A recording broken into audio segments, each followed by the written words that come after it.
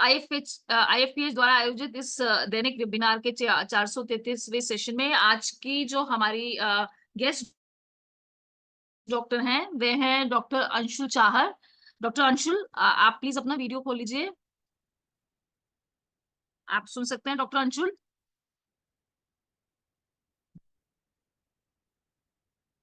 Anshul, doctor Anshul. Yes sir, yes sir. ठीक ठीक। Yeah welcome doctor Anshul Chahar to IFPH forum ma'am. एक छोटा सा इंट्रोडक्शन देना चाहूंगी मैं डॉक्टर अंशुल का। डॉक्टर अंशुल बीएचएमएस हैं और एमडी भी हैं and she is also PhD scholar भी है मैम। और करंटली वे एचओडी मतलब हेड ऑफ डिपार्टमेंट है और एसोसिएट प्रोफेसर है डिपार्टमेंट ऑफ मेडिसिन में, जो कि ये होम्योपैथिक कॉलेज ऑफ कीकरी राजस्थान में। और पहले ये एसोसिएट प्रोफेसर रह चुकी हैं जयपुर होम्योपैथिक कॉलेज में, और ऑल्सो आईपीएफ इंदिरा आईपीएफ में एक्स मेडिकल ऑफिसर रह चुकी हैं। तो डॉक्टर अंशुल आज जिस टॉपिक में बात करेंगी वे है माइग्रेन और उसका होम्योपैथिक मैनेजमेंट। तो welcome doctor Anshul to the IFPH forum for Hindi. Yes, आप अपनी प्रेजेंटेशन स्टार्ट कर सकती हैं मैम। थैंक यू सो जी। Yes ma'am, thank you so much ma'am and thank you so much IFPH team और साहनी सर का बहुत बहुत धन्यवाद जिन्होंने मुझे ये प्लेटफॉर्म प्रोवाइड करवाया। और मेरा इस प्लेटफॉर्म पे ये 4th वेबिनार है और मैं आगे भी उम्मीद करूंगी कि मुझे आप लोग इसी तरह बुलाते रहें। तो आज का टॉपिक स्टार्ट करते हैं। हाँ जी मैम।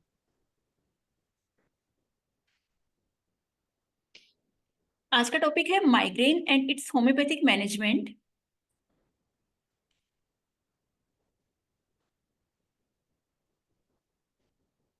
माइग्रेन क्या है? बेसिकली एक टाइप से हेडेक ही है, लेकिन नॉर्मल हेडेक और माइग्रेन इनमें क्या डिफरेंस होता है ये हम आगे की स्लाइड्स में देखेंगे। उससे पहले हेडेक कितने टाइप का होता है? तो हेडेक को क्लासिफाई किया गया है मेनली 2 टाइप में। International classification of headache disorders जो है उसके अकॉर्डिंग हेडेक को मेनली 2 कैटेगरी में डिवाइड किया गया है। फर्स्ट है प्राइमरी हेडेक। प्राइमरी हेडेक में क्या होगा? हेडेक में जो भी हेडेक हो रहा है उसका मेन रीजन जो है वो हेड से रिलेटेड ही प्रॉब्लम है। और ये जो प्राइमरी हेडेक है वो 98% जितने भी हेडेक होते हैं उनका 98% जो पोर्शन है वो प्राइमरी हेडेक के अंडर में आता है। और प्राइमरी हेडेक जो है इसमें मेनली 3 टाइप आते हैं: टेंशन टाइप हेडेक, माइग्रेन्स और क्लस्टर हेडेक। तो जो टेंशन टाइप हेडेक जो है वो मेन जो डे टू डे लाइफ में जो भी हम हेडेक बोलते हैं वो टेंशन टाइप हेडेक में ही आता है, जिसमें कि हेड के अराउंड एक बैंड लाइक सेंसेशन होता है। और वो ये जो टेंशन टाइप हेडेक है ये 2 घंटे से लेकर 4 घंटे तक या मैक्सिमम 1 डे ड्यूरेशन रहता है और ये इतना सीवियर नहीं होता है, इसमें डल एकिंग पेन ही रहता है। माइग्रेन के बारे में हम आगे पढ़ेंगे। क्लस्टर हेडेक है ये काफी सीवियर फॉर्म रहता है, इसके बारे में भी आगे की स्लाइड्स में पढ़ेंगे। नेक्स्ट आता है सेकेंडरी हेडेक। सेकेंडरी हेडेक जो है जैसे कि इन पिक्चर्स में है कि प्राइमरी हेडेक डिसऑर्डर जो है इनमें जो डिसऑर्डर होगा, प्रॉब्लम जो होगी वो हेड में प्रॉब्लम है, हेड में प्रॉब्लम उसकी वजह से हेडेक हो रहा है। एंड सेकेंडरी हेडेक जो है उसमें प्रॉब्लम जो है वो हेड के अलावा दूसरे एरियाज में प्रॉब्लम है और वहां से जो प्रॉब्लम है वो माइग्रेट होके हेड में जा रही है और उस वजह से हेडेक हो रहा है। तो सेकेंडरी हेडेक जो होगा उसमें headache due to underlying disorder, कोई दूसरी प्रॉब्लम है उसकी वजह से हेडेक हो रहा है। जैसे कि for example due to trauma और इंजरी ऑफ द हेड और नेक, हेड और नेक में कोई इंजरी या फिर ट्रॉमा हो उसकी वजह से हेडेक हो रहा हो, या फिर कोई पर्सन जो है वो किसी सब्सटेंस का हैबिचुअल है। फॉर एग्जाम्पल कोई भी ड्रग्स वगैरह ले रहा है, कोई भी मेडिसिन पे है और वो मेडिसिन उसने छोड़ दी है और उसके विड्रॉल सिम्टम्स आ रहे हैं, उस वजह से भी अगर हेडेक है तो सेकेंडरी हेडेक की कैटेगरी में आएगा। कोई उसकी बॉडी में कोई इन्फेक्शन है, इन्फेक्शन की वजह से भी हेडेक हो रहा है, वो भी सेकेंडरी हेडेक की कैटेगरी में होगा। देन फिर आता है सीएसएफ जो है, सीएसएफ का प्रेशर ब्रेन में बढ़ गया है हेड में, उसकी वजह से अगर कोई हेडेक है वो भी सेकेंडरी हेडेक में आएगा। और अगर किसी को एपिलेप्टिक सीजर्स आ रहे हैं तो उस वजह से भी जो हेडेक होगा वो सेकेंडरी हेडेक में आएगा। तो प्राइमरी हेडेक है उनको क्योर करना रिलेटिवली इजी रहता है क्योंकि वहां पे प्रॉब्लम जो है वो बेसिकली हेड में है, तो सेम जगह पे प्रॉब्लम है और वहीं पे हमें क्योर करना है, तो वो क्योरेबल, इजीली क्योरेबल होते हैं। सेकेंडरी हेडेक जो है वो थोड़े से टफ टू क्योर होते हैं। तो प्राइमरी हेडेक जो है वहां पे ट्रीट करना है हमें ओनली हेड को, हेडेक जो है उसको ट्रीट करना है। और सेकेंडरी जो हेडेक जो होते हैं वहां पे हमें ट्रीट करना है अंडरलाइंग कॉजेज जो हैं क्योंकि दूसरी किसी रीजन की वजह से हेडेक हो रहा है, जितने भी ये रीजन आ रहे हैं उन रीजन की वजह से हेडेक है, तो उन रीजन को हमें पहले क्योर करना पड़ेगा। तो secondary headache comparatively difficult to cure होते हैं। ये हेडेक के टाइप्स जो है वो प्राइमरी हेडेक के वो लोकेशन वाइज है। जैसे साइनस हेडेक जो होगा वो जितने भी हमारे साइनसेस हैं उनके अराउंड जो पेन होगा वो साइनस हेडेक में आएगा। टेंशन टाइप हेडेक है, जो मेन हेडेक जो प्राइमरी हेडेक में भी जो सबसे मेन पाया जाता है वो टेंशन हेडेक है, जिसमें कि फोरहेड के अराउंड बेंड लाइक सेंसेशन होता है। तो टेंशन हेडेक का जो एरिया रहेगा वो फोरहेड पे बेंड लाइक सेंसेशन रहेगा। माइग्रेन का हेडेक जो वो हमेशा यूनिलेटरल होता है, मोस्टली यूनिलेटरल होता है, समटाइम बाइलेटरल भी हो सकता है, बट 90% केसेस में माइग्रेन का हेडेक जो है वो यूनिलेटरल होगा। और क्लस्टर हेडेक है जो प्राइमरी हेडेक का एक सीवियर फॉर्म है, वो होता है क्लस्टर हेडेक, जिसमें कि कोई भी एक आई, राइट या लेफ्ट आई जो है वो अफेक्टेड रहती है। तो प्राइमरी हेडेक का जो काफी एक हार्ड फॉर्म है वो क्लस्टर हेडेक है। क्लस्टर हेडेक में क्या होगा, पेन जो रहता है पेशेंट में वो आएगा और चला जाएगा, और इसमें जो हेडेक का जो ड्यूरेशन होगा वो रहता है 8 से 10 दिन का ड्यूरेशन रहेगा। और पेशेंट के जो सिम्टम्स होंगे वो बहुत ही स्ट्रॉन्ग सिम्टम होंगे, एक्सट्रीमली पेनफुल कंडीशन होगी, और पेशेंट को लगेगा शूटिंग या फिर स्टेबिंग, जैसे कि उसकी आंख में किसी ने चाकू घोंप दिया हो, इतना सीवियर उसको पेन रहता है। और इतने सीवियर पेन की वजह से जो पेशेंट है वो हमेशा एक सेम टाइम पे पेशेंट अपनी नींद से उठ जाता है। इसलिए क्लस्टर हेडेक जो है उसको हम अलार्म क्लॉक हेडेक भी कहते हैं, क्योंकि नींद से पेशेंट सेम टाइम पे उठता है। और जो क्लस्टर हेडेक है वो उसका ड्यूरेशन रहता है कुछ मिनटों से लेके कुछ घंटों तक इसका ड्यूरेशन रह सकता है। और यहाँ पे क्लस्टर हेडेक जो होगा उसमें डिजीज फ्री पीरियड, यानी कि क्लस्टर हेडेक का एक एपिसोड आया, उसके बाद में जब नेक्स्ट एपिसोड आएगा उसमें मंथ्स से लेके ईयर्स तक लग सकते हैं, कुछ महीनों से लेके कुछ सालों तक हो सकता है पेशेंट टोटली एसिम्टोमेटिक रहे। और क्लस्टर हेडेक जो है वो मेल्स में ज्यादा होता है इन कंपेयर टू फीमेल्स। और इसमें कुछ ऑटोनोमिक सिम्टम्स भी आते हैं, जैसे कि उसके आईलिड काफी स्वेलन रहेगी, जो भी आई अफेक्टेड है वहां पे उसका स्वेलिंग रहेगी, आई में रेडनेस होगी, बहुत ज्यादा डिस्चार्ज होगा आईज से, रनिंग नोज होगी। इसके अलावा क्लस्टर हेडेक जो है उसमें हॉर्नर सिंड्रोम के सिम्टम्स भी आएंगे आईज में। वो क्या क्या है, जो अफेक्टेड पीपल होगी वो कॉन्ट्रेक्टेड होगी, जिसे हम मायोसिस बोलेंगे, ड्रूपे आईलिड्स होगी, टोसिस, और डिक्रीज स्वेटिंग एनीहाइड्रोसिस। तो ये हॉर्नर सिंड्रोम में आते हैं तीनों सिम्टम। तो क्लस्टर हेडेक में हॉर्नर सिंड्रोम भी मिलेगा हमें। अब आते हैं नेक्स्ट हमारे माइग्रेन पे। आज का टॉपिक माइग्रेन है। तो माइग्रेन जो वर्ड है, माइग्रेन वर्ड जो है ये ग्रीक वर्ड से ओरिजिनेट हुआ है। ग्रीक वर्ड था हेमिक्रेनियोस। हेमिक्रेनियोस का मीनिंग ही होता है हाफ हेड, यानी कि हमारे स्कल का हेड का जो हाफ पार्ट है वो अफेक्टेड है। ये माइग्रेन का ग्रीक वर्ड है। और कुछ एक जगह पे माइग्रेन जो ओरिजिनेट जो वर्ड है वो माइग्रेंट से ओरिजिन किया गया है। माइग्रेंट्स यानी एक जगह से दूसरी जगह जो जा रहे हैं, ऐसे ही माइग्रेन का जो हेडेक है वो भी एक जगह से दूसरी जगह जा रहा है, कभी राइट साइड में हो रहा है कभी लेफ्ट साइड में हो रहा है। तो माइग्रेंट हेडेक है, एक जगह से दूसरी जगह वो ट्रेवल कर रहा है। या फिर hemicraniosis, that means half head. What is migraine? Migraine का जो हेडेक है that can cause severe throbbing pain. Migraine का जो पेन होगा वो बहुत ही सीवियर थ्रॉबिंग और पल्सेटिंग पेन होगा। पल्सेटिंग पेन लाइक जब हम किसी भी पेशेंट की पल्स एग्जामिन करते हैं, तो पल्स एग्जामिन करते हैं तो हमें एक सडन अपलिफ्ट हमें फिंगर्स पे फील होता है, हम पाल्पेट करते हैं तो हमें फील होता है सडन पल्सेशन, जो सडन स्ट्रोक आता है पल्स का वो फील होता है। ऐसे ही माइग्रेन का जो हेडेक है वो इतना सीवियर होता है कि पेशेंट के अगर जिस भी साइड हेडेक हो रहा है, राइट या लेफ्ट, अगर वहां पे हम पाल्पेट करते हैं तो वहां पे हमें सीवियर पल्सेटिंग और थ्रॉबिंग सेंसेशन भी होता है to the one side of the head, often accompanied by nausea, vomiting and extreme sensitivity to light, sound and sometimes smell के लिए भी होती है। तो हेडेक, माइग्रेन में सीवियर पल्सेटिंग और थ्रॉबिंग हेडेक तो होगा ही, उसके साथ में पेशेंट को ये सिम्टम रहना मस्ट है। नॉर्मल हेडेक और माइग्रेन में ये मेन डिफरेंशिएटिंग फीचर है कि उसमें एकम्पनिंग सिम्टम रहेंगे जैसे कि नोजिया, वॉमिटिंग, एक्सट्रीमली सेंसिटिव रहेगा पेशेंट लाइट के लिए, साउंड के लिए, और कभी कभी पेशेंट स्मेल के लिए भी बहुत सेंसिटिव होता है।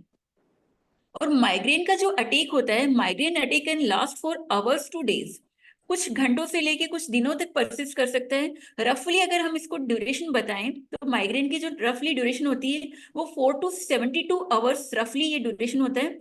और पेन इतना सीवियर होता है, pain can be so bad that it interferes with your daily activities.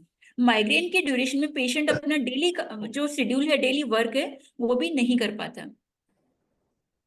और माइग्रेन का स्टार्टिंग एज होता है प्यूबर्टी, चाइल्डहुड में भी होता है, उससे पहले भी होगा, लेकिन मोस्टली केसेस में देखा गया कि माइग्रेन की जो स्टार्टिंग एज जो होती है वो प्यूबर्टी में होती है, और प्यूबर्टी के बाद में इसकी जो इंसिडेंस है वो इंक्रीज होती जाती है। जैसे जैसे एज बढ़ती जाती है वैसे वैसे माइग्रेन होने की इंसिडेंसेस बढ़ती जाती है, 40 ईयर्स तक बढ़ती है, उसके बाद में धीरे धीरे डिक्लाइन होने लग जाता है।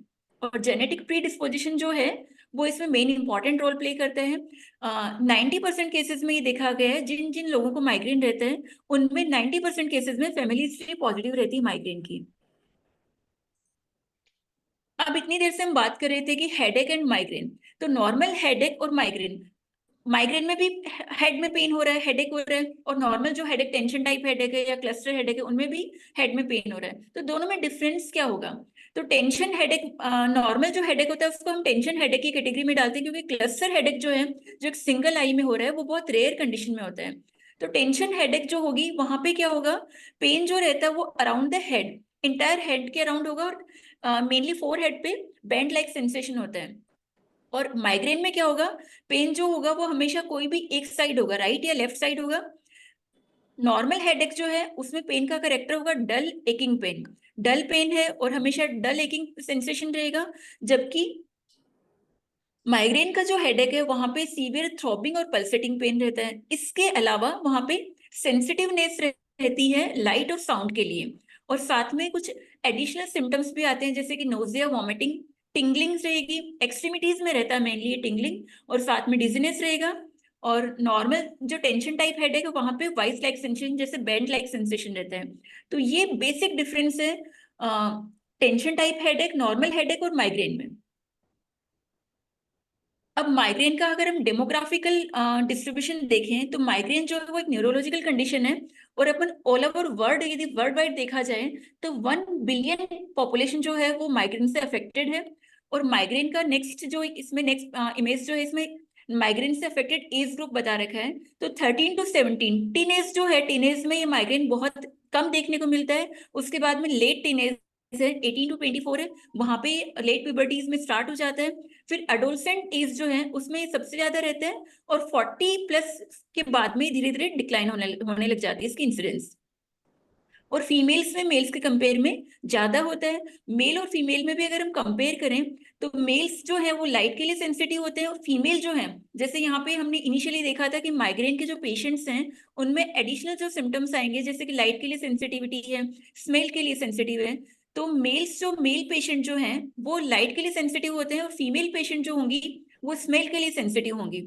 और मेल को अगर देखा जाए, मेल में जो सिम्टम आएंगे वो मेल ज्यादा डिप्रेस्ड की कैटेगरी में जाएंगे, और फीमेल्स जो है वो नोसिएटिंग फीलिंग जो है वो उनमें ज्यादा रहेगी। अब बात करते हैं ट्रिगर्स की। तो माइग्रेन जो है वो एक टेंडेंसी है, हेडेक की एक टेंडेंसी है, और माइग्रेन का अटैक जब तक नहीं आ सकता, कोई भी पर्सन अगर डायग्नोस्ड है माइग्रेन से, तो भी उसको माइग्रेन तब तक नहीं हो सकता जब तक कि उसको कोई ट्रिगर उसके नहीं आ रहा है, उसके डे टू डे लाइफ में कोई ट्रिगर एक्टिवेट होके नहीं आ रहा है, तब तक उसको अटैक नहीं आएगा। तो बहुत सारे इसके ट्रिगर्स हैं जो कि इन स्लाइड्स में है। फर्स्ट ट्रिगर आता है एक्सेस ऑफ स्लीप, कि पेशेंट बहुत ज्यादा सो रहा है उस वजह से हो सकता है। दूसरा, सडन चेंजेस हो रहा है वेदर में, सर्दी से गर्मी आई, गर्मी से सर्दी आई, उस टाइम पे भी माइग्रेन जिनको रहता है उन लोगों में माइग्रेन की टेंडेंसी बढ़ जाती है। तीसरा है exposure to bright fluorescent light, bright fluorescent light है ये, या तो बाहर सन एक्सपोजर में गया है पेशेंट उस वजह से हो सकता है, या फिर इंडोर्स में जो टीवी है, कंप्यूटर स्क्रीन है, उनकी भी लाइट जो है वो माइग्रेन के अटैक को प्रीडिस्पोज करती है। एक्सेस ऑफ स्लीप की वजह से भी माइग्रेन होता है। और दूसरा एक ट्रिगर है कांट स्लीप इंसोम्निया, इंसोम्निया की कंडीशन, यदि पेशेंट जरूरत से कम सो रहा है उस वजह से भी माइग्रेन ट्रिगर हो सकता है। नेक्स्ट ट्रिगर है नॉइज, बहुत ज्यादा नॉइज। अगर कोई माइग्रेन का पेशेंट है और माइग्रेन का पर्सन किसी शादी में गया, कोई गेट टुगेदर में गया जहाँ पे बहुत डीजे वगैरह बज रहा है, तो डीजे का जो भी बाहर का जो साउंड है उसका नॉइस अगर मोर देन 50 डेसिबल का साउंड आ रहा है, तो उसकी वजह से भी माइग्रेन का अटैक ट्रिगर कर सकता है। नेक्स्ट ट्रिगर आता है बायोमेट्रिक प्रेशर चेंजेस। माइग्रेन का पेशेंट है, वो कहीं फ्लाइट में ट्रेवल करने गया है, तो फ्लाइट में टेक ऑफ करने के बाद में और लैंड करने के बाद में दोनों ही सिचुएशन में बैरोमेट्रिक प्रेशर चेंजेस हो रहा है, उसकी वजह से माइग्रेन जिन लोगों को है उनमें माइग्रेन ट्रिगर कर जाता है। नेक्स्ट आता है एल्कोहल। एल्कोहल में भी मेनली रेड वाइन जो है वो माइग्रेन के अटैक को ट्रिगर करती है। क्यों? क्योंकि एल्कोहल क्या करेगा, बेसिकली डिहाइड्रेशन कॉज करता है और डिहाइड्रेशन की वजह से माइग्रेन का अटैक ट्रिगर हो जाता है। नेक्स्ट कुछ मेडिसिन हैं, जैसे कि फीमेल्स में कॉन्ट्रासेप्टिव पिल्स हैं, उनकी वजह से भी माइग्रेन ट्रिगर कर जाता है, स्मोकिंग की वजह से ट्रिगर कर सकता है। नेक्स्ट आते हैं स्ट्रॉन्ग ऑर्डर्स। ये बहुत कॉमन है कि जो भी स्ट्रॉन्ग ऑर्डर्स हैं, मेनली स्ट्रॉन्ग ऑर्डर्स के कांटेक्ट में अगर माइग्रेन का पर्सन, माइग्रेन जिन लोगों को है और वो पर्सन स्ट्रॉन्ग ऑर्डर्स के कांटेक्ट में मोर देन 2 आवर्स कांटेक्ट में रह लिए, किसी ने खुद ने परफ्यूम लगाया या फिर कोई रूम है वहां पे स्ट्रॉन्ग फ्रेग्रेंस है, उस रूम में जिसको माइग्रेन है वो पर्सन 2 घंटे से ज्यादा तक उस रूम में स्टे कर गया, तो 20% माइग्रेन सफरर्स जो हैं उनमें माइग्रेन के अटैक आने के चांसेस बढ़ जाते हैं। अब स्ट्रॉन्ग ऑर्डर्स में क्या क्या स्ट्रॉन्ग ऑर्डर्स हो सकती हैं? सिगरेट स्मोक है, परफ्यूम्स हैं, जो घरों में जो पेंट होता है, पेंट थिनर है, क्लीनिंग प्रोडक्ट है, ये सब जो हैं वो स्ट्रॉन्ग ऑर्डर जो हैं, ये सारी स्ट्रॉन्ग ऑर्डर माइग्रेन के लिए ट्रिगर कर सकती है, जो भी माइग्रेन के सफरर्स हैं उनमें। नेक्स्ट ट्रिगर आता है कोल्ड स्टिमुलस, जो भी ठंडी आइसक्रीम वगैरह या डीप फ्रीजर का जो भी कुछ भी फूड आइटम यदि पेशेंट कंज्यूम करता है, तो उन पर्सन में, उन माइग्रेन सफरर्स में माइग्रेन ट्रिगर कर सकता है, या फिर कोई हेड पे कोई ट्रॉमा हुआ उसकी वजह से भी माइग्रेन अटैक ट्रिगर कर सकता है।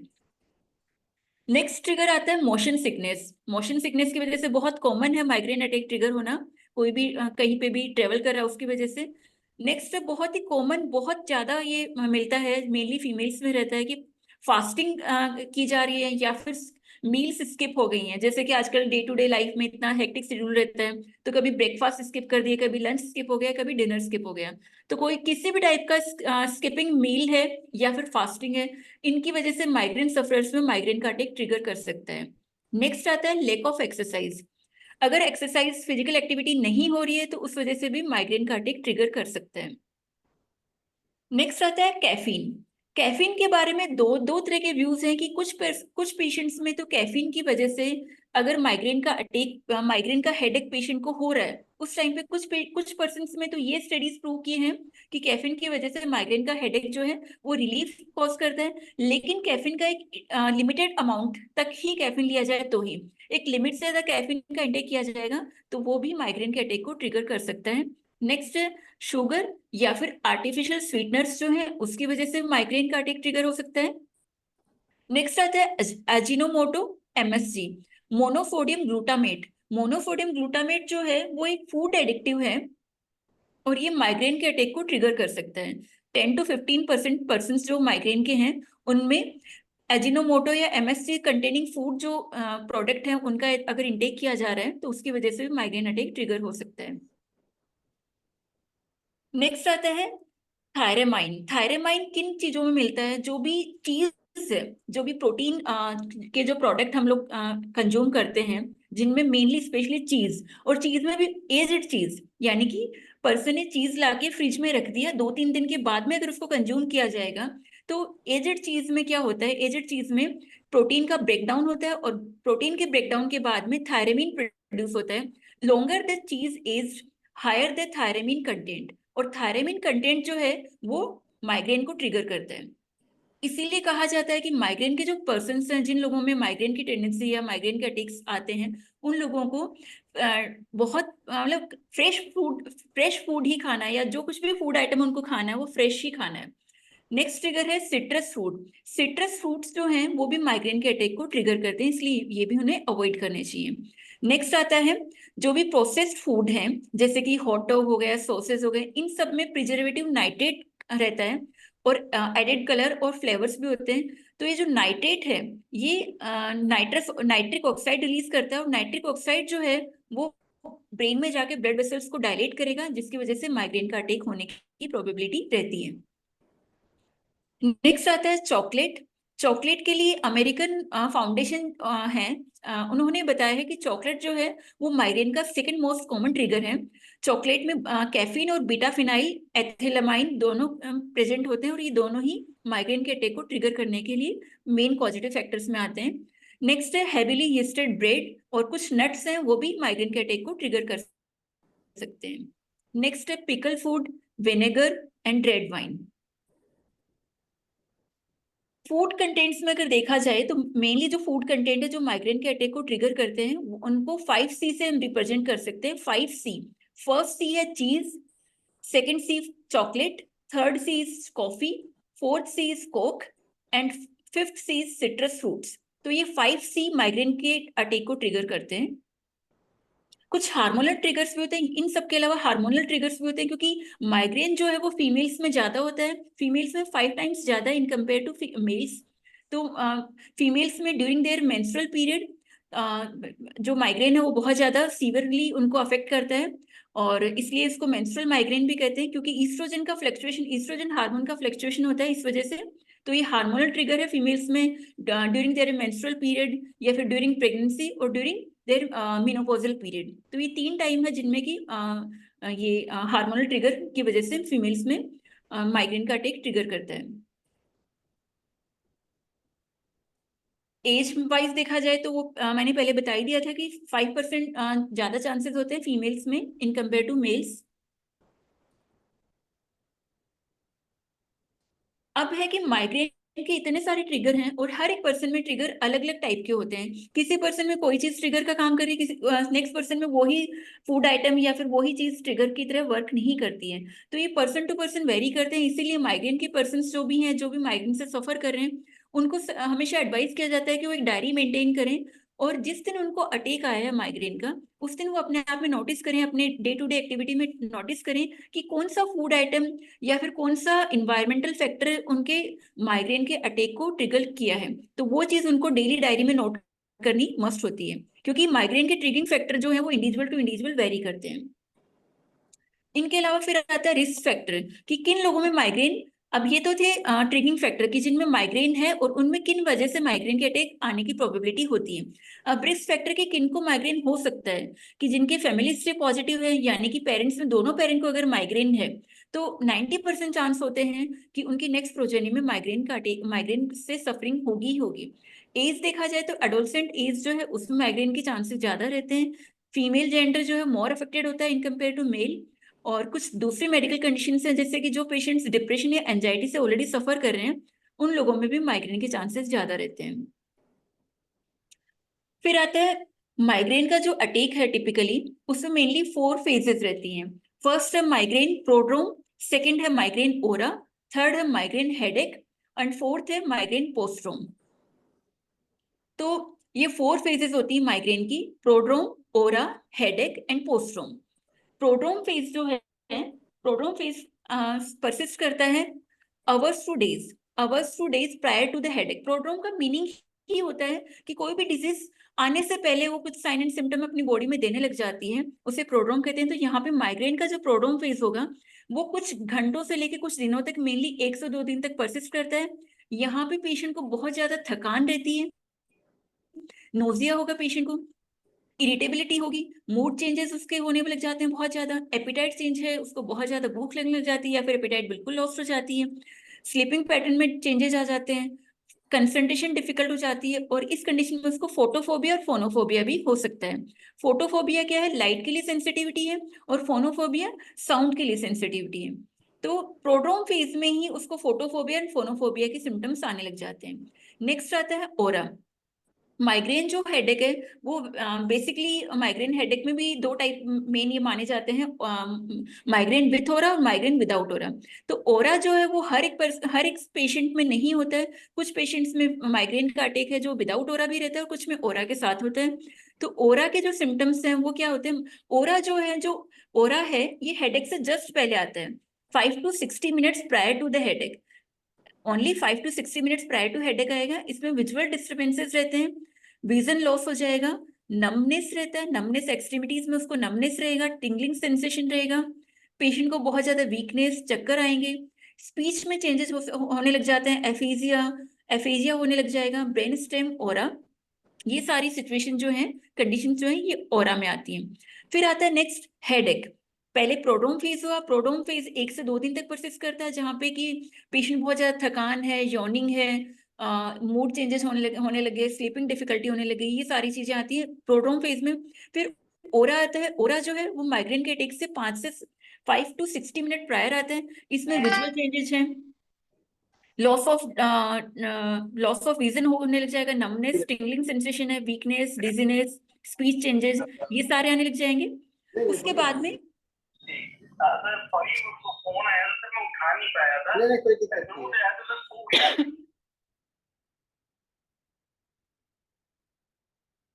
उसके बाद में आएगा हेडेक। हेडेक जो है अभी फर्स्ट सेकंड थर्ड स्टेज में हेडेक आता है। अब माइग्रेन का जो हेडेक फेज होगा ये परसिस्ट करेगा 4 to 72 आवर्स, 4 आवर्स से लेके 72 आवर्स तक परसिस्ट कर सकता है।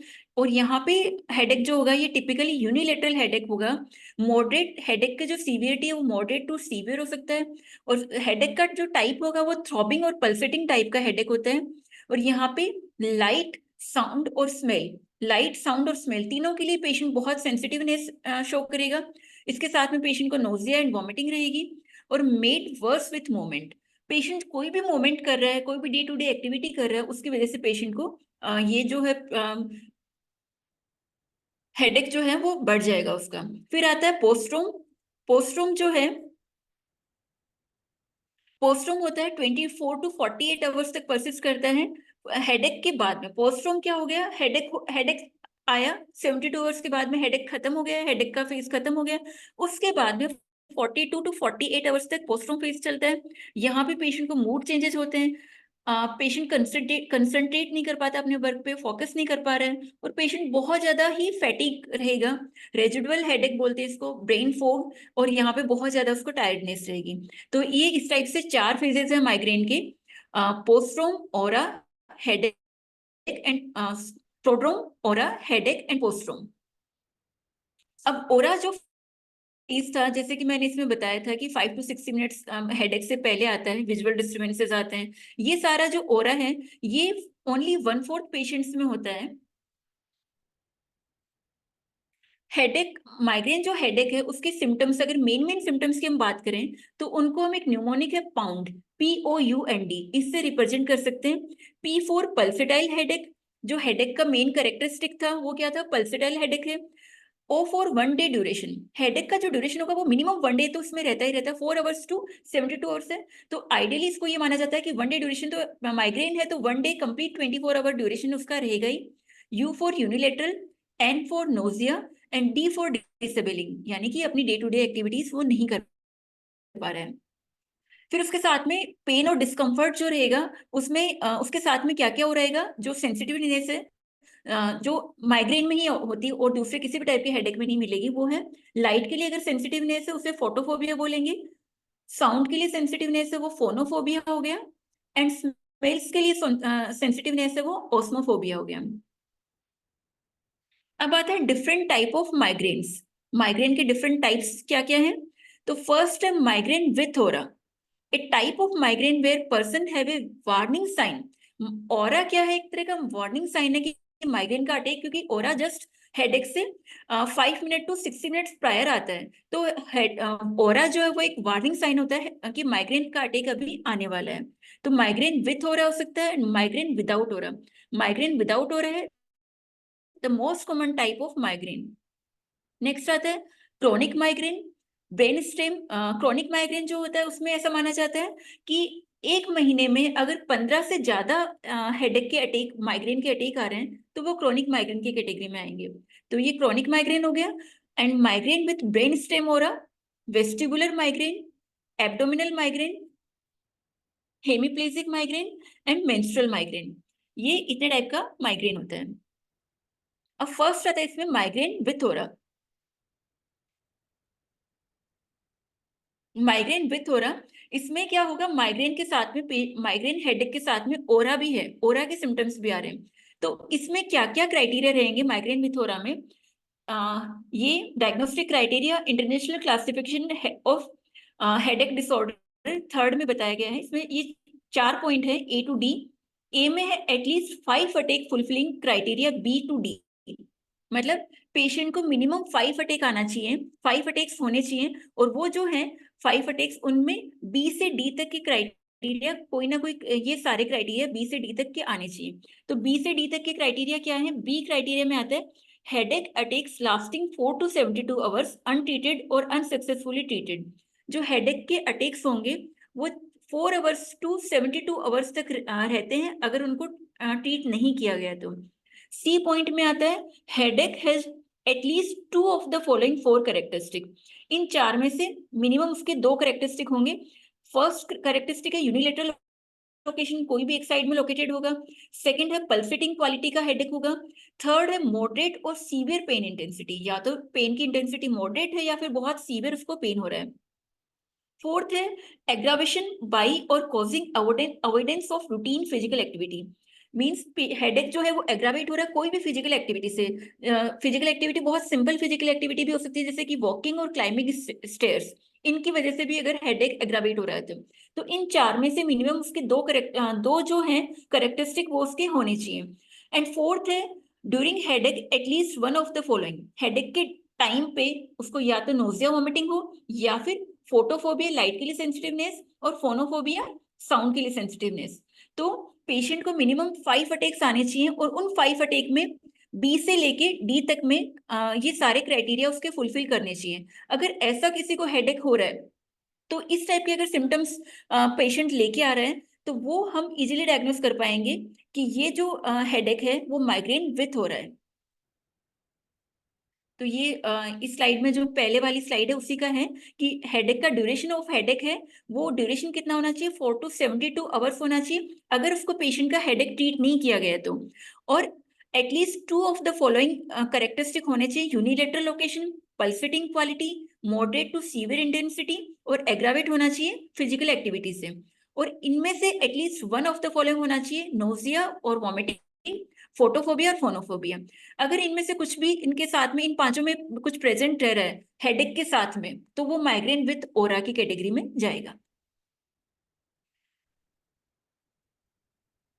सॉरी ये अगर ऐसा कुछ रह रहा है तो माइग्रेन विदाउट ओरा की कैटेगरी में जाएगा। अब नेक्स्ट आता है migraine with aura. Migraine with aura, migraine with aura में क्या होगा? इसमें at least 2 attacks fulfilling criteria B and C, यहाँ पे एटलीस्ट 2 अटैक आने चाहिए और फुलफिल करना चाहिए क्राइटेरिया बी एंड सी को। क्राइटेरिया बी में क्या है? 1 और more of the following fully reversible aura symptom, एक या एक से ज्यादा फुली रिवर्सिबल ओरा सिम्टम आना चाहिए। विजुअल में है सिंटिलेशन, सिंटिलेशन होना चाहिए। सिंटिलेशन का स्लाइड है, ये है सिंटिलेशन। सिंटिलेशन क्या होता है? सिंटिलेशन में क्या होगा? ये जो विजुअल फील्ड है, यहाँ पे विजुअल फील्ड में पेशेंट को बहुत ज्यादा लाइट स्पार्किंग लाइट दिखेगी तो इसको कहते हैं सिंटिलेटिंग सिंटिलेशन। फिर नेक्स्ट आता है फोर्टिफिकेशन स्पेक्ट्रम। फोर्टिफिकेशन स्पेक्ट्रम क्या होता है? एक स्मॉल होल सा दिखेगा और वो धीरे धीरे लाइट की तरह आगे बढ़ता जाएगा तो इसे कहते हैं फोर्टिफिकेशन स्पेक्ट्रम। ये फोर्टिफिकेशन स्पेक्ट्रम है, ये इस टाइप से एक स्मॉल डॉट से स्टार्ट होगा और फिर ये इस टाइप से ब्राइट लाइट से उसको दिखने लग जाएगी, ये फोर्टिफिकेशन स्पेक्ट्रम है। ये सारे इमेजेस फोर्टिफिकेशन स्पेक्ट्रम को डिनोट कर रहे हैं। उसके बाद में थर्ड है डॉट्स दिखेंगी, वेवी लाइंस हो सकती हैं। स्कोटोमा, स्कोटोमा होता है कि एक डॉट जैसा दिखेगा, ब्लैक डॉट विजुअल फील्ड में, उसको पूरे विजुअल फील्ड में सेंटर में या पेरिफेरल में एक ब्लैक डॉट दिखेगा। जैसा कि स्कोटोमा जो है वो 3 टाइप का हो सकता है। सेंट्रल स्कोटोमा, मतलब विजुअल फील्ड में सेंटर में उसको एक ब्लैक डॉट दिख रहा है, या फिर पेरिफेरल स्कोटोमा, पेरिफ्रीज में कोई ब्लैक डॉट दिख रहा है, या फिर मिक्स स्कोटोमा। जैसे कि ये इमेजेस हैं, ये नॉर्मल विजन है और ये लॉस ऑफ विजन है स्कोटोमा में, तो ये बीच में एक ब्लैक डॉट दिख रहा है, ये ब्लैक डॉट है और ये जैसे रीडिंग में ब्लैक डॉट आ रहा है, तो ये सब स्कोटोमा को डिनोट करते हैं। तो माइग्रेन विथ ओरा में क्या होगा? विजुअल सिम्टम्स में scintillation, fortification spectrum, dots, wavy line, scotoma, flashing lights दिख सकती है उसको, वेवी लाइन्स हो सकती है, सिंटिलेशन, स्कोटोमा। और मोटर में उसको वीकनेस बहुत रह सकता है, रेटाइनल में सिमिलर टू विजुअल, विजुअल ओरा के जैसे ही सिम्टम्स आएंगे। स्पीच और लैंग्वेज में एफेजिया रह सकता है, उसको बोलने में डिफिकल्टी हो सकती है, डिस्फेजिक लैंग्वेज डिस्टर्बेंसेस हो सकते हैं। और ब्रेन स्टेम में अगर देखा जाए तो उसको vertigo, dysarthria, tinnitus, hypoacusis means उसको हियरिंग डिफिकल्टी होगी, अटेक्सिया है, decrease level of consciousness. Glasgow coma scale अगर हम देखेंगे तो उसमें जो है ये 13 से कम उसका वैल्यू आएगा, तो उसका कॉन्शियसनेस जो है वो उसका कम हो गया। ग्लासगो कोमा स्केल से हम देखेंगे तो सेंसरी सिम्टम्स की अगर बात करें तो उसको पैरेस्थीसिया और नमनेस सेंसेशन होगा, पिन और निडल सेंसेशन उसको रहेंगी। सी पॉइंट में आता है at least 3 of the following 6 characteristic कि one aura symptom at least one aura symptom spreads gradually over more than 5 minutes. एक ओरा सिम्टम जो है वो ग्रेजुअली स्प्रेड कर रहा है और जो उसका ड्यूरेशन है वो 5 मिनट से ज्यादा है। सेकंड पॉइंट है मोर देन 2 ओरा सिम्टम, जो मोर देन 2 ओरा सिम्टम आएंगे वो एक के साथ में एक आया उसके जस्ट बाद में दूसरा सिम्टम आ रहा है। थर्ड है each individual aura symptom last 5 to 60 minute. Her individual के जो ओरा सिम्टम होंगे वो 5 से 60 मिनट तक परसिस्ट करेंगे। फोर्थ है at least one aura symptom is unilateral, कोई भी एक ओरा सिम्टम यूनिलेटरल होना चाहिए। फिफ्थ है at least one aura symptom is positive, इनमें से इतने सारे ओरा सिम्टम उनमें से कम एक ओरा सिम्टम पॉजिटिव होना चाहिए। एंड सिक्स्थ है the aura is accompanied or followed within 60 minutes by the headache। तो ये है माइग्रेन विथ ओरा, जिसमें कि विजुअल सिम्टम्स हैं, स्पीच सिम्टम है, सेंसरी सिम्टम्स हैं, ये सारे पेशेंट के परसिस्ट करते हैं। तो माइग्रेन विथ ओरा जो है वो किस टाइप का दिखेगा, उसमें मेनली अगर हम बात करें इन सारों को अगर हम कंबाइंड कंक्लूड करके देखें तो ये मेन 5 चीजें हमें माइग्रेन विथ ओरा में विजुअल फील्ड के ज्यादा सिम्टम्स आते हैं। ये है ब्राइट लाइट फ्लैशेस दिखेंगे उसको, सर्कुलर जिगजैग लाइंस दिखेंगे इस टाइप से, डबल विजन हो सकता है, ब्लैक स्पॉट्स हो सकते हैं। तो विजुअल फील्ड के ही थे। फोर्टिफिकेशन स्पेक्ट्रम इस टाइप का दिखेगा।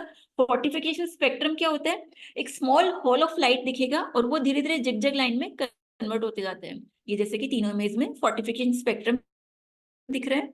नेक्स्ट है स्कोटोमा में सेंट्रल, पेरिफेरल और मिक्स तीनों टाइप का स्कोटोमा हो सकता है, ये जैसे सेंट्रल के हैं। फिर है सिंटिलेशन स्कोटोमा। सिंटिलेशन क्या होता है, स्पार्कल ऑफ लाइट को सिंटिलेशन बोलते हैं। तो ये स्पार्कल ऑफ लाइट दिखेगा उसको विजुअल फील्ड में, ये इस टाइप से। फिर ये डिफरेंस है migraine without aura and migraine with aura. Migraine without aura है, इसमें वही माइग्रेन के मेन सिम्टम है कि यूनिलेटरल है, पल्सेटिंग क्वालिटी का है, पेन बहुत सीवियर है और एग्रावेशन हो रहा है फिजिकल कोई भी एक्टिविटी हो रही है उससे, और उसके साथ में हेडेक के साथ में उसको नोजिया, वॉमिटिंग, फोटोफोबिया, फोनोफोबिया ये रहता है। तो ये तो हो गया माइग्रेन विथ हो रहा, माइग्रेन विदाउट हो रहा, जो कि माइग्रेन के नॉर्मल सिम्टम है कि यूनिलेटरल माइग्रेन है, पल्सेटिंग क्वालिटी का पेन है, सीवियर इंटेंसिटी का पेन है, और पेन जो है वो एग्रावेट कर रहा है किसी भी टाइप की फिजिकल एक्टिविटी से, और उसके साथ में हेडेक के साथ में नोजिया, वोमिटिंग, फोटोफोबिया, फोनोफोबिया रह रहे हैं। और माइग्रेन विथ ओरा में क्या है, उसके विजुअल सिम्टम है वो हम डिटेल में पीछे के स्लाइड्स में पढ़ चुके हैं। तो ये होगा migraine with aura. Visual symptoms. Next आता है माइग्रेन विथ ब्रेन स्टेम ओरा। इसे हम बेसिलर आर्टरी माइग्रेन या फिर बेसिलर माइग्रेन या बेसिलर टाइप माइग्रेन भी बोलते हैं। इसमें माइग्रेन के साथ में ओरा रहेगा, ब्रेन स्टेम ओरा, जैसा कि नाम से माइग्रेन विथ ब्रेन स्टेम ओरा। तो माइग्रेन का अटैक जो होगा उसमें ओरा के सिम्टम्स भी होंगे, और ओरा में मेनली यहाँ पे विजुअल और ऑडिटरी सिम्टम्स रहेंगे। तो aura with both of the following, aura के साथ में ये दो चीज, फर्स्ट एंड सेकंड दोनों क्राइटेरिया होने चाहिए। दोनों क्राइटेरिया में क्या है, डिसार्थ्रिया हो गया, वर्टाइगो, टिनाइटिस, हाइपोसिस एंड डिप्लोपिया। डिसार्थ्रिया हो गया मींस उसको बोलने में डिफिकल्टी है, हाइपोसिस मींस उसको हियरिंग में डिफिकल्टी, टिनाइटिस भी रहेगा, उसको डिप्लोपिया है, एटेक्सिया है, और उसका जो कॉन्शियसनेस लेवल है ग्लासगो कोमा स्केल पे वो भी 13 से कम मिलेगा, और मोटर और रेटाइनल सिम्टम्स उसको नहीं मिलेंगे। तो ये आएगा माइग्रेन विथ ब्रेन स्टेम ओरा में। नेक्स्ट है हेमीप्लेजिक माइग्रेन। हेमीप्लेजिक माइग्रेन में क्या है, माइग्रेन इस यहाँ पे भी माइग्रेन के साथ में ओरा होगा, और ओरा में ये दोनों सिम्टम मिलेंगे। फुली रिवर्सिबल मोटर वीकनेस रहेगी, पूरी बॉडी में मोटर वीकनेस है, plus fully reversible visual, sensory, speech और लैंग्वेज सिम्टम्स भी पेशेंट में मिलते हैं। फिर नेक्स्ट है रेटाइनल माइग्रेन। रेटाइनल माइग्रेन में माइग्रेन के साथ में ओरा रहेगा, और उसके साथ में फुली रिवर्सिबल विजुअल सिम्टम्स भी रहेंगे, और उसके अलावा जो ड्यूरेशन है यहाँ पे वो ड्यूरेशन इसकी रहती है मोर देन 5 मिनट। सिम्टम्स जो है वो 5 to 60 मिनट्स तक लास्ट करते हैं।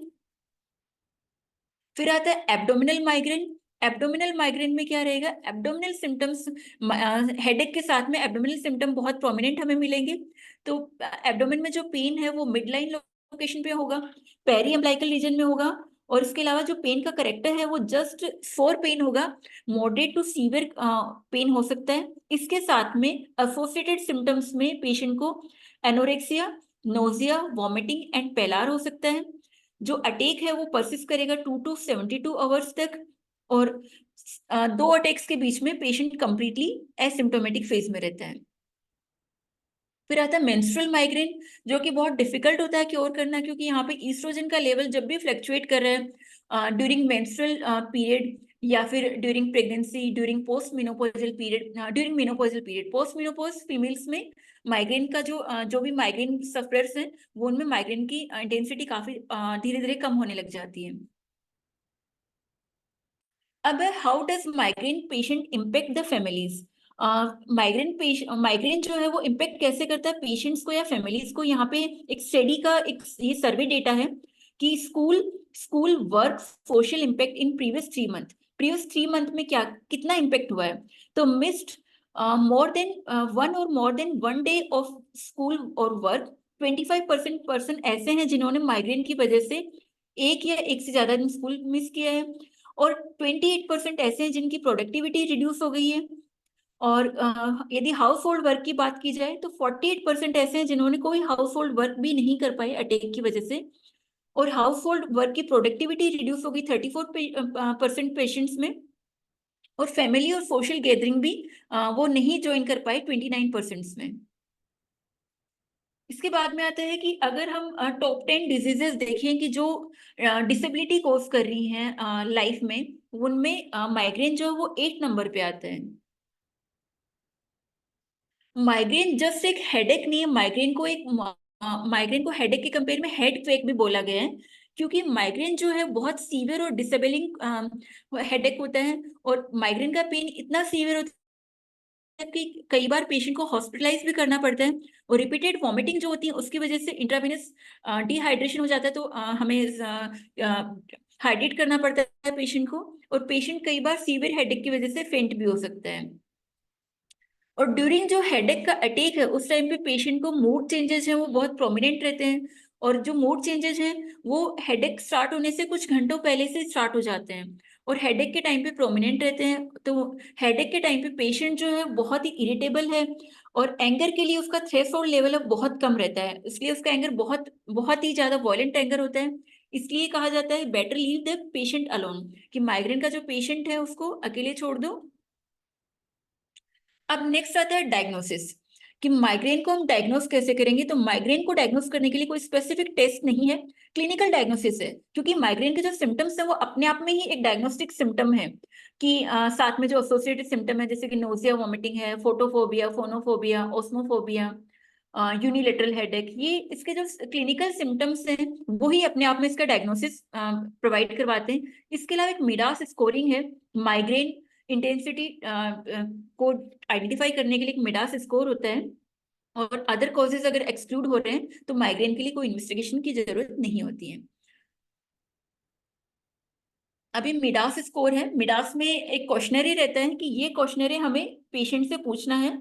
तो इसमें क्या क्या क्वेश्चंस रहते हैं, लास्ट 3 मंथ्स की एक्टिविटी स्कोर हम इसमें देखते हैं। On how many days in the last 3 months did you miss work और school because of your headache, कि लास्ट 3 मंथ्स में हम पेशेंट से ये फिल करवाते हैं। तो इस क्वेश्चनरी में फर्स्ट क्वेश्चन ये रहता है कि लास्ट 3 मंथ्स में जो माइग्रेन से सफरर है उसने कितने दिन, नंबर ऑफ डेज हमें नोट करने लगे कि कितने दिन उसने स्कूल या कॉलेज मिस किया है, स्कूल या फिर वर्क मिस किया है। नेक्स्ट पॉइंट आता है how many days in the last 3 months was your productivity at work or school reduced by the half or more because of your headache, कि last 3 months में आपकी productivity headache की वजह से कितनी रिड्यूस हुई है। तो इसमें भी कितने दिन तक रिड्यूस हुई है, हाफ हो गई या हाफ से कम हो गई, ऐसा कितने दिन रहा, तो वो भी इसमें डेज नोट करेंगे। थर्ड पॉइंट है how many days in the last 3 months did you do not do house hold work because of your headache, कि लास्ट 3 मंथ्स में कितने दिन ऐसे थे जब आपने कोई भी हाउस होल्ड वर्क नहीं किया हेडेक की वजह से।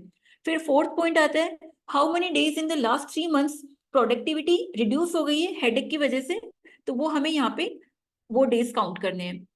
फिफ्थ पॉइंट आता है, on how many days in the last 3 months did you miss family और सोशल और leisure activities because of your headache. कि फैमिली गैदरिंग को आपने कितने लास्ट 3 months में कितने डेज में अवॉइड किया क्योंकि हेडेक था आपको सीवियर। तो ये सारा डेज के अकॉर्डिंग हम स्कोर करते हैं। तो स्कोर में आता है migraine disability assessment score. Midas का फुल फॉर्म है migraine disability assessment score. Questionnaire 1 to 5 questionnaire को कैलकुलेट करते हैं। ग्रेड 1 जो है, ग्रेड 1 में आएगा मिनिमल और इनफ्रीक्वेंट डिसेबिलिटी। ग्रेड 2 में आएगा माइल्ड और इनफ्रीक्वेंट डिसेबिलिटी। ग्रेड 3 में आएगा मॉडरेट डिसेबिलिटी एंड ग्रेड 4 में आएगा सीवियर डिसेबिलिटी। अब डायग्नोस्टिक क्राइटेरिया की अगर हम बात करें तो रिकरेंट हेडेक जो है वो अगर 4 to 72 आवर्स तक परसिस्ट कर रहे हैं, 5 एपिसोड्स हो रहे हैं। नॉर्मल फिजिकल एग्जामिनेशन में हमने देखा कि वन ऑफ द फॉलोइंग मिल रहा है हेडेक के साथ में उसको नोजिया, वोमिटिंग, फोटोफोबिया, फोनोफोबिया, साथ में ओस्मोफोबिया भी। और इनमें से कोई भी 2 चीजें मिल रही है, यूनिलेटरल हो, थ्रॉबिंग सेंसेशन है, एग्रावेट बाय मूवमेंट। माइग्रेन का जो हेडेक होगा वो हमेशा मूवमेंट से एग्रावेट करता है। मॉडरेट टू सीवियर इंटेंसिटी रहती है इसमें। अब मिडास को अगर हम कंक्लूजन करके देखें तो वर्क लाइफ में देखें कि कितने दिन तक उसने स्कूल या वर्क मिस किया, कितने दिन तक उसकी एफिकेसी, वर्क एफिकेसी वो रिड्यूस हुई है कितने दिन में। हाउस होल्ड एक्टिविटी कितने दिन तक उसने कोई वर्क नहीं किया और कितने दिन उसकी हाउस होल्ड वर्क के लिए प्रोडक्टिविटी रिड्यूस रही है। सोशल गैदरिंग को उसने कितने दिन तक मिस किया है। तो ये सारे उसको डेज उसको काउंट करके लिखने रहते हैं पेशेंट को।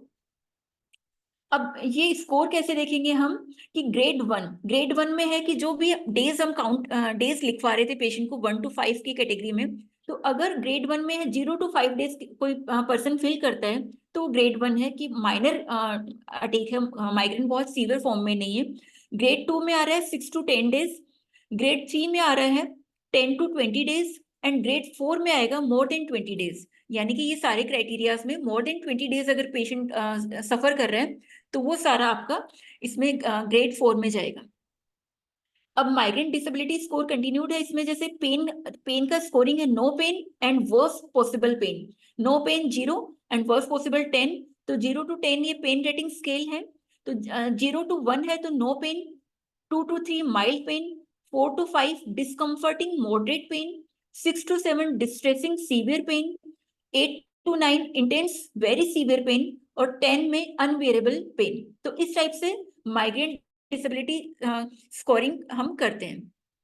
नेक्स्ट आता है डाइटरी मैनेजमेंट। अब ये तो हमने सारा देख लिया कैसे हमें इसको डायग्नोस करना है। उसके बाद में हमने ये भी देख लिया स्टार्टिंग में कि क्या क्या ट्रिगरिंग फैक्टर थे, किन कंडीशंस की वजह से माइग्रेन का ट्रिगर कर सकता है। जिन लोगों में माइग्रेन ऑलरेडी है उनमें किन कंडीशन में ट्रिगर कर सकता है। अब हम देखेंगे कि क्या क्या फूड आइटम ऐसे हैं जो हम पेशेंट को एडवाइस करें कि माइग्रेन जिनको है वो अगर वो फूड आइटम्स लें तो उनमें माइग्रेन का ट्रिगर होने की पॉसिबिलिटी थोड़ी कम हो सकती है।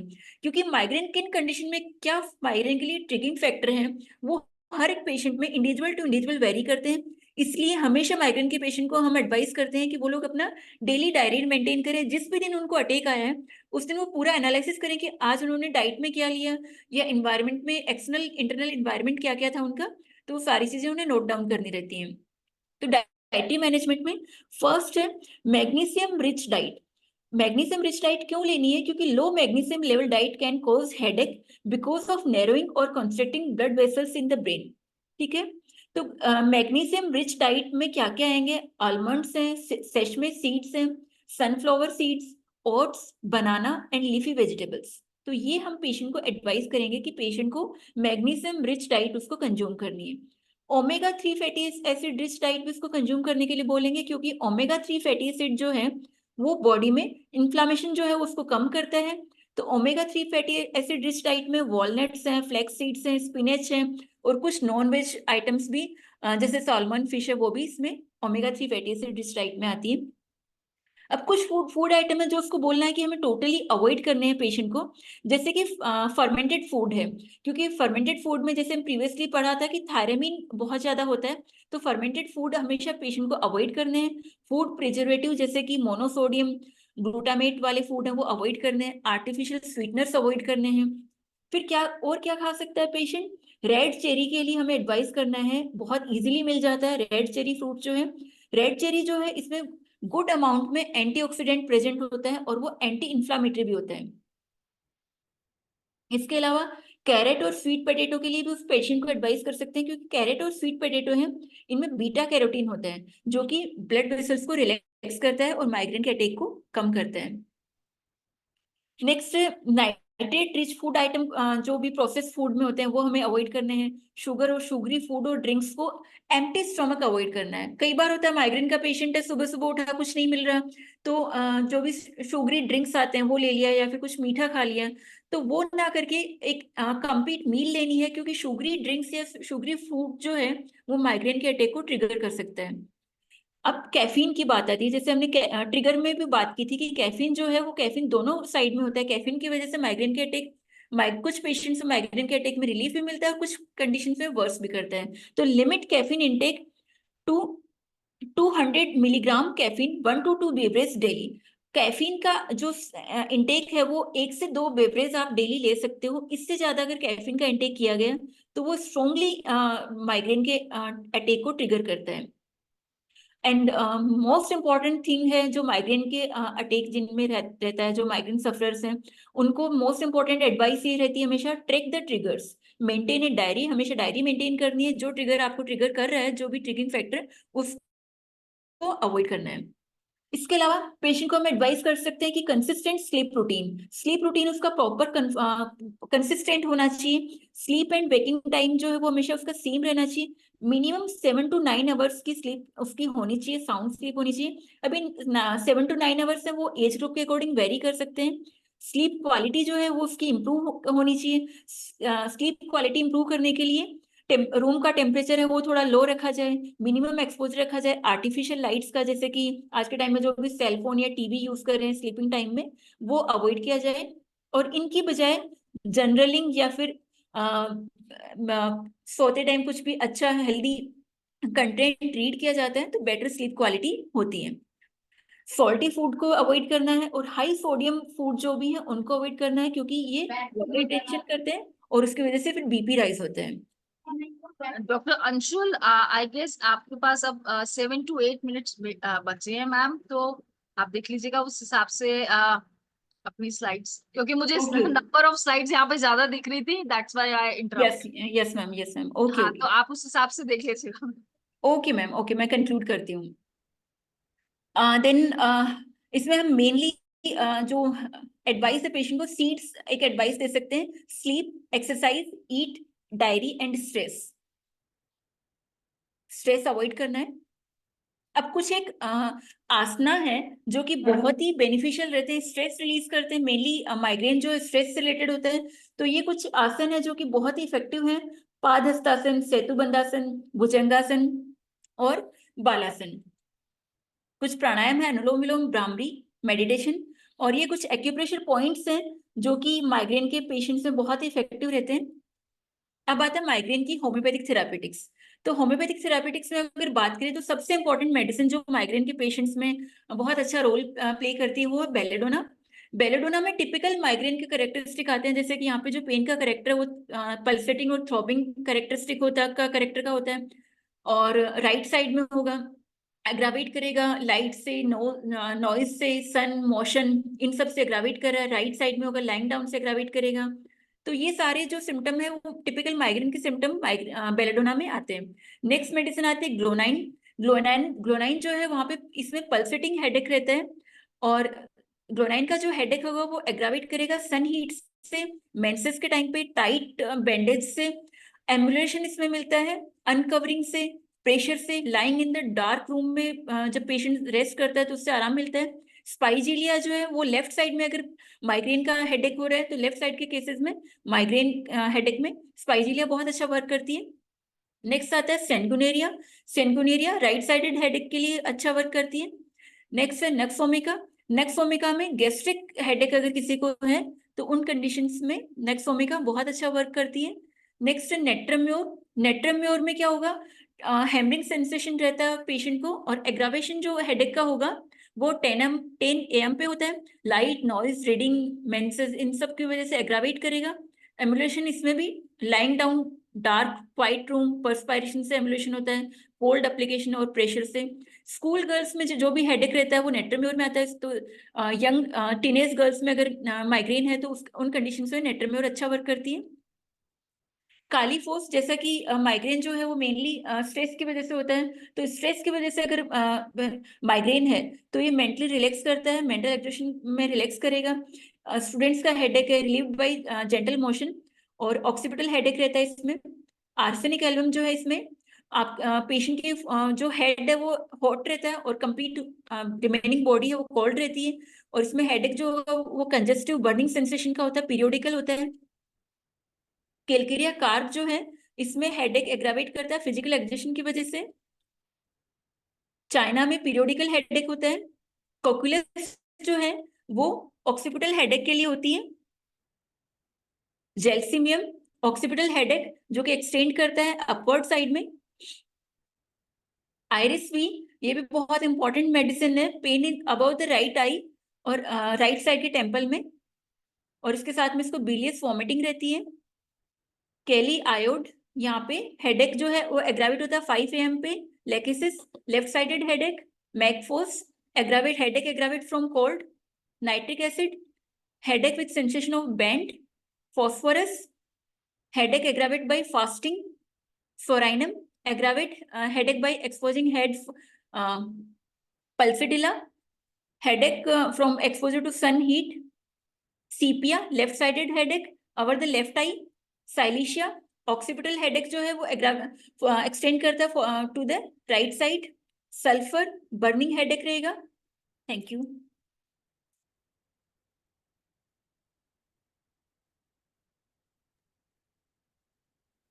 ओके मैम, थोड़ा आप टाइम लिमिट की वजह से आपको थोड़ा फास्ट जाना पड़ा मेडिसिन के जो पार्ट था, बट ऑब्वियसली आपकी जो प्रेजेंटेशन थी मैम बहुत ही बढ़िया और एक्सटेंसिव प्रेजेंटेशन थी। हाँ जी सर, सानी सर। हाँ, बहुत अच्छा प्रेजेंटेशन था डॉक्टर अंशुल जी। आपका पहले भी इस सेशन में काफी आपने बताया, और हर एक बार आप आती है बहुत अच्छा इंफॉर्मेशन लेकर के। सारे चीज को आपने काफी अच्छा तरह से डिस्क्राइब किया है, और खास करके मैं सुन रहा था तो मुझे जो आपने स्टेप वाइज इसके डिफरेंट ऑरा का जो डिस्कस किया है, हम होम्योपैथिक कैरेक्टरिस्टिक सिम्टम्स को खोजने में ऑरा का बहुत बड़ा रोल होता है ना।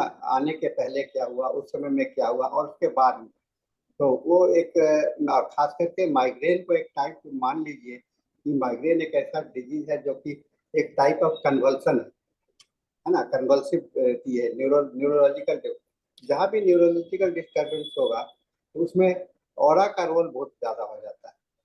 बहुत अच्छा रहा आपका, बहुत अच्छा आपने ऑरा का डिस्कस किया है, और ऑरा से ये भी पता चल जाता है कि हमारा माइग्मेटिक रोल क्या है। ये सब चीज को आपने डिस्कस कर लिया है, तो फिर अगले सेशन के लिए आइए, है ना। हम लोग फिर आपको आमंत्रित करते हैं, और इसके साथ में हाँ नेहा जी को हैंड ओवर करते हैं। Thank you sir. तो it was a very nice session ma'am.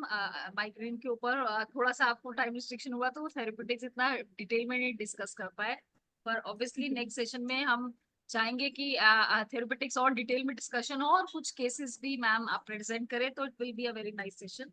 और अब हमारा टाइम हो चुका है इंग्लिश सेशन का। Thank you very much doctor Anshul ma'am, और next I over to Ajni ji for the English session. Thank you everyone. Thank you, Dr. Neha. Thank you, Hindi team. Now it is the time for English session. Let's start our meeting with a silent prayer.